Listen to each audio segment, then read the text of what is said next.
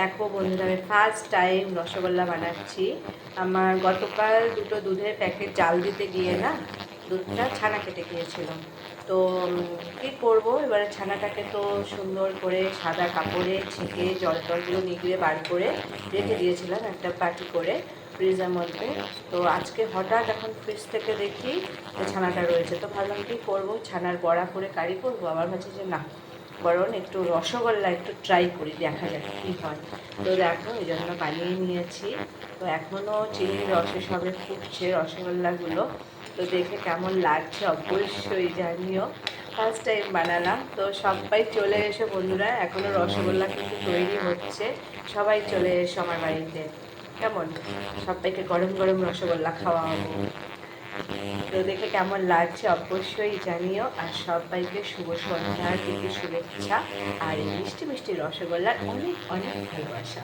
এটা কিন্তু আমার হাতের তৈরি রসগোল্লা, বুঝেছো? তো দেখে কেমন লাগছে জানিও। কি দারুণ! ওহো,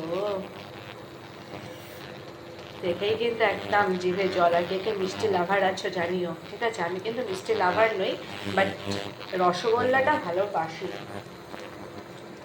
আবার কখনো কখনো না, এটা তো ঝাল, কখনো কখনো টক, কখনো কখনো মিষ্টি, এরকম সবারই কিন্তু খেতে ইচ্ছা করে।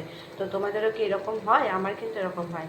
তো এটাও একটু কমেন্ট করে জানিও কার এরকম হয়, চেঞ্জ হয় মুখের টেস্টও। দারুণ, দেখেছো?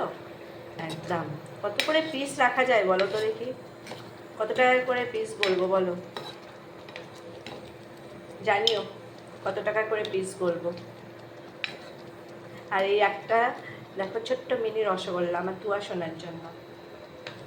একটুখানি দেবো, তো মিষ্টি খাওয়া বারণ, দেবো না। একটুখানি, মানে এটা ছানাটা একটুখানি বেশি ছিল, তাই জন্য এটা একটুখানি গোল্লা পাকিয়ে দিয়ে দিয়েছি। তো টাটা।